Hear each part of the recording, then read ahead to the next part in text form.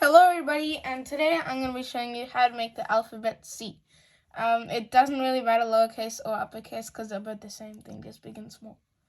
So turn this first block up, like this, and make sure it's facing like this, otherwise it won't work. Turn this first block up. Alright, now count 1, 2, 3, 4, 5, and then turn this block up. Okay, now count 1, 2, and then turn this block down, like that.